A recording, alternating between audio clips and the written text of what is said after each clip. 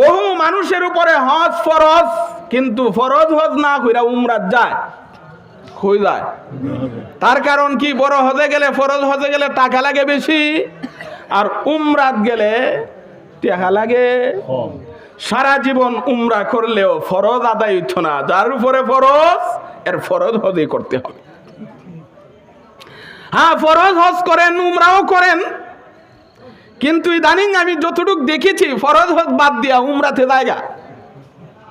যাদের উপরে সামর্থ্য আছে হজ করা ফরজ, আল্লাহর নবী বিশ্ব নবী এক হাদিসে বলেন, যাদের উপরে সামর্থ্য আছে হজ করার, এরা হজ করে না, হজ না করে থাকে, ইহুদি হয়ে মারা যাক, খ্রিস্টান হয়ে মারা যাক, আমি নবীর কিছু আসে যায় না। আবার দেখা যায় কিছু মানুষ প্রতি বছর উমরাতে যায়, কিন্তু মা 3 বেলা পেট ভরে খাইতে পারে না। আছে না নাই? ভালো জামার কোনো ব্যবস্থা নাই, কিন্তু প্রতি বছর উমরাতে যাইতেছে। প্রতি বছর কই যায়? উমরাতে। উমরা তো সুন্নাতে মুআক্কাদা, একবার পালন করলে আর সুন্নাতে মুআক্কাদা থাকে না। ফতোয়ার কিতাবে পরিষ্কার লিখেছেন, উমরাতে যাদের উমরা সুন্নাতে মুআক্কাদা আদায় করার পরে নফল উমরা করার চাইতে যাদের বরণ পোষণ তার দায়িত্বে আছে, এদের বরণ পোষণে টাকা খরচ করা উত্তম।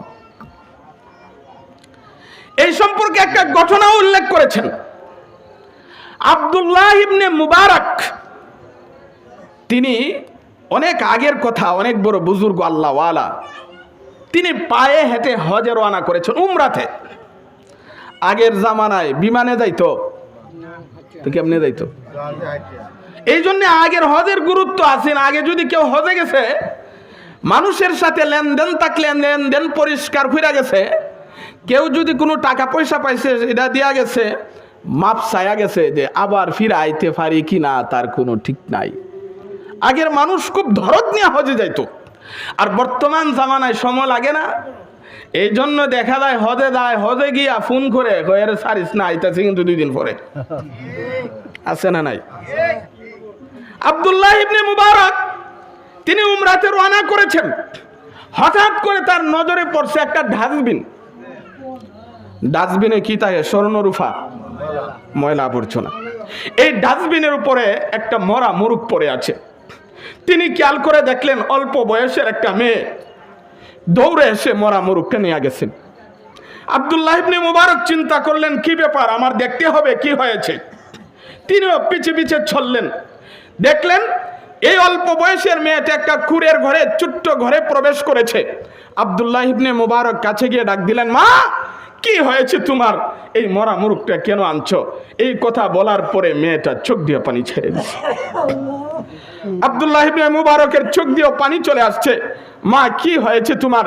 এই মেয়েটা বলে, হুজুর কয়েকদিন ধরে আমাদের পরিবারে খাবারের কোনো ব্যবস্থা নাই, এই মরা মুরুগ আনছে যেন মরা মুরুগটা খেয়ে আমাদের পরিবারের লোকগুলা জান বাঁচাইতে পারে।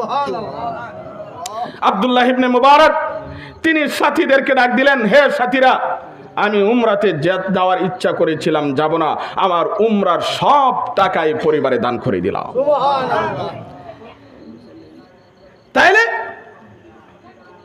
নফল উমরা করার চাইতে বরণ পোষণ, হ্যাঁ বরণ পোষণ যাদের দায়িত্ব আছে এদেরকে সম্পূর্ণ দিয়ে আপনি যান, অসুবিধা নাই। কিন্তু বহু লোক এমন আছে, আমি দেখেছি প্রতি বছর উমরাত যায়, মা কিন্তু একটা নাফা ট্যাবলেট খাওয়ার টেকা নাই।